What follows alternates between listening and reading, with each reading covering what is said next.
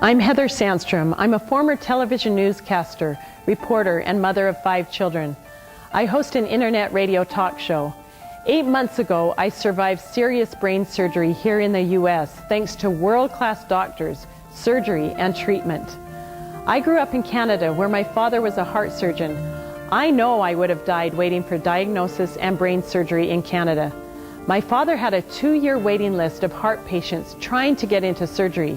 Even though he helped pioneer the bypass operation and was board certified in the U.S., he chose to stay in Canada to operate on as many patients as he could a day, just to save more lives. Many would die waiting their turn because of an inefficient nationalized healthcare system. Preventable untimely deaths were frequent. My mother wanted to get her knee replaced in Canada.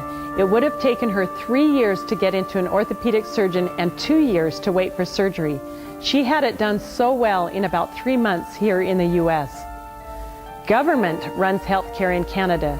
Care is often delayed or denied.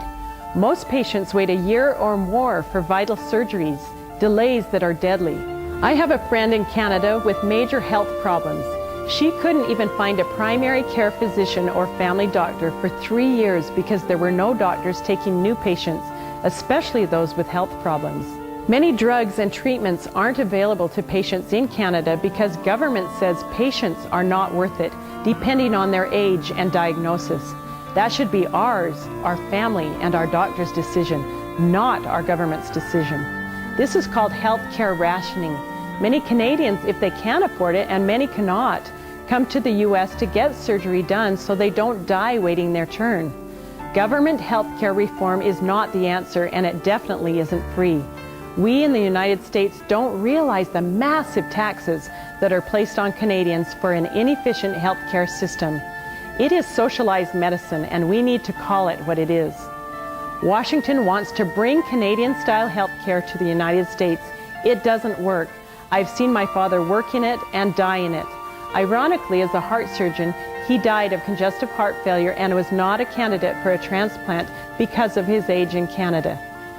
Had I been in Canada when I had to have emergency brain surgery last year, I know I would have died. As a Canadian and now a U.S. citizen, my advice is to all Americans. We are so blessed to live in a free market system. It is your care, your life, and your family, so don't give up your rights as Canadians have done. History reveals that rarely is a great civilization conquered from without unless it has weakened or destroyed itself from within. That is exactly what socialized medicine will do to our healthcare system. Don't let it happen here in the United States.